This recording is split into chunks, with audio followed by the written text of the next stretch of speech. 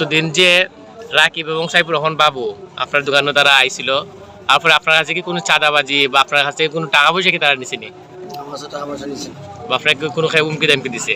যেমন করে তাহলে ঘটনাটা কিটা আছিল?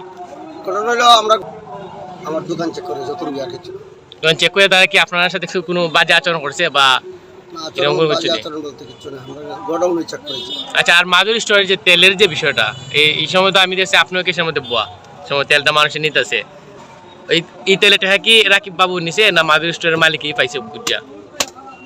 মাধুরী স্টোরের মালিক পাইছে। পাইছে। আপনি তো না দাও যারা তেল বেচছে জাগে দেখা লইছে তেল বেচে এতে এই টাকাটা আপনি বুঝা হয়েছেন না? ভাই বুঝা ভাই বা তারা কি এখান থেকে কোনো টাকা পয়সা নিছে? না না এটা টাকা পয়সা নিছে না? তো প্রতিনিয়ত জানলাম তারা টাকা পয়সা নিছে আপনার দোকানের তেল বেচা। না না তেল বেচছে আপনার তেলের টাকা তো আপনি পাইছেন। পাইছি। আর এই দিনের যে করোনা, এটা তো পাবলিক আসিল, পাবলিকে কইছে যে আমরা তেল পাইতেছি না, মানুষের লাইন দিলে পরে অভিযোগ দিয়ে মানছে নিচ্ছে না? না না আমরা তো তেল টাকায় তারা বেচছে দেখা যায়। মানুষের তো অভিযোগ আসিল দিন। তেল ভান্না অনেকে তেল ভান্না এটা নিয়ে অনেকে জানি না। আমরা রেটের ভিতরে বেচছি, আমরা কোনো সময় এবং কোনো ডকুমেন্ট নাই যে আমি দামে বেচছেন। ৭৫ টাকা তেল আমি ৭০ টাকা বেচছি, এমন কোনো ডকুমেন্ট আমার কাছে নাই। আমি জানি না, আমি বেচছি না এটা। আমি ৭৫ টাকা আমার ৭৫ এর বলছে তারা আসলে তো তারা তো দেখতে পেয়ে গেছে। টাকা তো নিছে না, কনফার্ম নেই।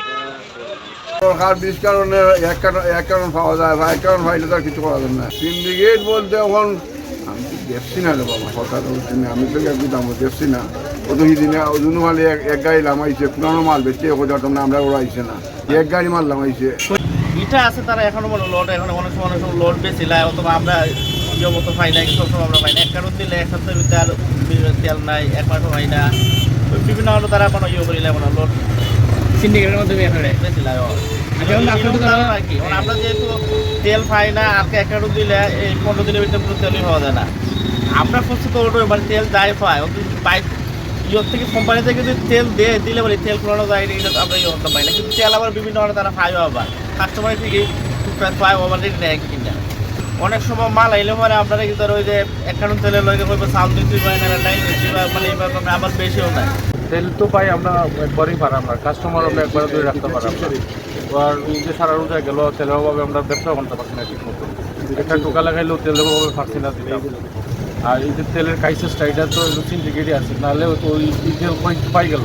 আমরা তো তেল একবারই না পাইলেও যে তেল ছাড়া তো আমরা ব্যবসাও চলে, কাস্টমারও তো একটু হতেও যায়, এবার কাস্টমার ফেরত দিচ্ছে।